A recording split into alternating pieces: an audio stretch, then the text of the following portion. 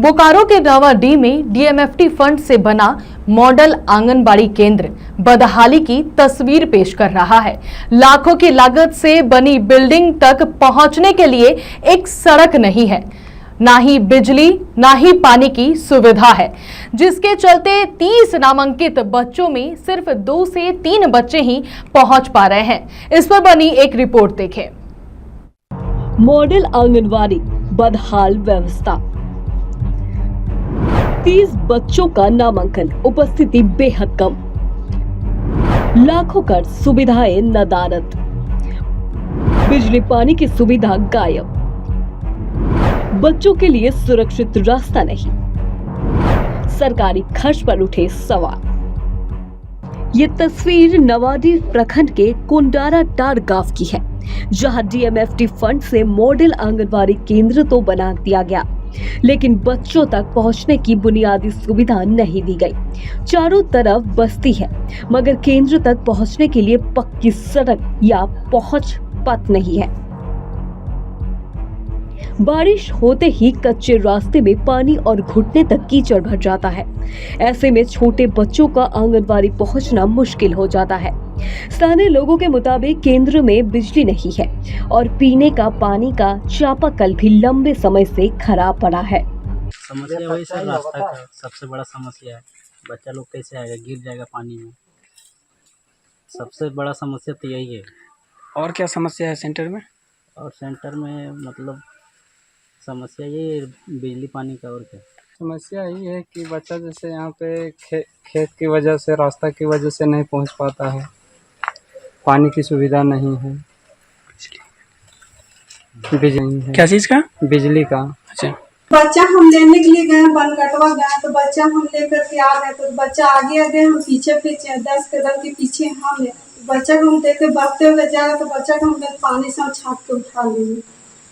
इसी कारण से गार्जियन सब डरता है पानी का चलते। बच्चा नहीं आ रहा है। बच्चा सबको बोलता है पानी में हम कैसे छोड़े। मेरे पास 20 बच्चे। कितना प्रेजेंट है? अभी तो 3 बच्चे हैं। नहीं, यहाँ पे तो 2 ही था ना। अभी तो एक बच्चे साथ में हम लोग आने के बाद एक बच्चा है। इनको बोल लीजिए कितना बच्चे हैं प्रेजेंट अभी? 10 है। हाँ, कितना से कितना बजे तक सेंटर चलता है? 8 बजे से लेकर 1 बजे तक। 1 बजे तक। क्या यहाँ आप लोगों को दिक्कत हो रहा है? मेरा तो बहुत दिक्कत है सर। बताइए।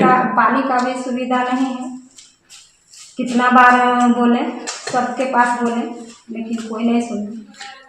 और बिजली तो आ ही जाएगा। मतलब सवाल ये है कि जब यहाँ बुनियादी सुविधाएं नहीं थी तो इस जगह को मॉडल आंगनबाड़ी के लिए कैसे चुना गया? डीएमएफटी फंड का मकसद ग्रामीणों को बेहतर सुविधा देना है, लेकिन यहाँ बच्चों को केंद्र तक पहुँचाना ही मुश्किल है। अब ग्रामीणों को उम्मीद है कि प्रशासन जल्द रास्ता, बिजली और पानी की व्यवस्था कर इस केंद्र को वास्तव में मॉडल बनाएगा। टीवी 45 के लिए बोकारो से अमरनाथ की रिपोर्ट। डीएमएफटी फंड से लाखों रुपए खर्च करके एक मॉडर्न आंगनबाड़ी केंद्र बनाया जाता है। अब इसे मॉडल क्यों कहा जा रहा है नहीं पता कि यहाँ पे ना बिजली है, ना पानी है और ना ही बच्चों के आने के लिए एक सड़क है। हम आपको तस्वीरें वहाँ से साझा कर रहे हैं। बोकारो की तस्वीर हम आपको दिखा रहे हैं, जहाँ पे बच्चे कीचड़ में आने को मजबूर है। वहीं पीछे उनके जो परिवार के लोग हैं वो साइकिल हाथ में उठाकर इस कीचड़ को पार कर रहे हैं, आप देख पा रहे हैं। ऐसे में सवाल ये उठता है कि केंद्र के चयन के समय ये जगह क्यों चुनी गई, जब यहाँ पे ना सड़क है, ना बिजली है, ना पानी है, ना बच्चे पहुँच पा रहे हैं यहाँ पे, तो यहाँ पे ये केंद्र बनाने की क्या वजह थी?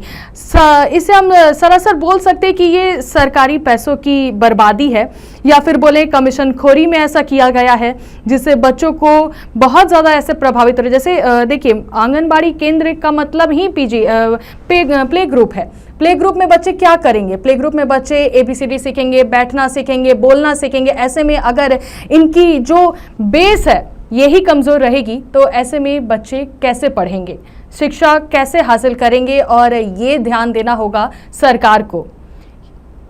इस पर और अधिक जानकारी के लिए हमारे साथ संवाददाता अमरनाथ जुड़ चुके हैं। अमरनाथ, डीएमएफटी फंड से लाखों रुपए खर्च करके एक खूबसूरत सा भवन तैयार किया जाता है, खड़ा कर दिया जाता है और इसे मॉडल आंगनबाड़ी बोला जाता है। लेकिन ये मॉडल किस एंगल से नहीं समझ में आ रहा है। यहाँ पे ना बिजली है ना पानी है, और अगर बात करें तो यहाँ पे बच्चे पहुंच ही नहीं पा रहे क्योंकि सड़क भी नहीं है। क्या इस केंद्र को चयन करने के समय यहाँ पे कोई देखने नहीं आया था? किस बेसिस पर यह जगह लिया गया केंद्र के लिए? जिस समय केंद्र बना था उस समय एक पतली सी रोड थी और बीच में एक पुलिया था, और पुलिया छोटी थी, कमजोर थी। उधर से लोड गाड़ी कोयला का क्रॉस करने के बाद पुलिया ध्वस्त हो गया। उसके बाद से आंगनवाड़ी केंद्र पर जाने का रास्ता लगभग बंद हो गया। बरसात में तो फिलहाल बच्चा पहुंच ही नहीं पाता। वहाँ के ग्रामीणों का कहना है कि इस आंगनबाड़ी को हटाकर दूसरे जगह जो गांव के नजदीक में है वहाँ उस आंगनबाड़ी में मर्ज कर दिया जाए, लेकिन फिलहाल इस पर किसी तरह का संज्ञान नहीं लिया जा रहा है। हम आपको बता दें कि 30 बच्चे नामांकन है इस आंगनबाड़ी में और मात्र 2 से 3 बच्चे आते हैं। खाना भी बनता है और यहाँ खाना बच्चे 2 आते हैं, 3 आते हैं, खाना 30 बच्चे का बनता है। एवं हम कह सकते हैं कि सहायिका सेविका जो है इस आंगनबाड़ी केंद्र का मतलब लूट मचाए हुए ऐसा केंद्र में जितने भी सामग्रियां मिलती है सभी का ही लोग उपयोग करते हैं जैसे तैसे, लेकिन बच्चा तो वहाँ आते नहीं। हम ऐसे में कह सकते हैं कहीं ना कहीं कमी है। प्रशासन को इस पर संज्ञान लेना चाहिए, इसको मर्ज कर नजदीक के जो गांव के नजदीक है उसमें इसको मर्ज कर बच्चों को जो सुविधा मिले ये करनी चाहिए। जी नैनिका।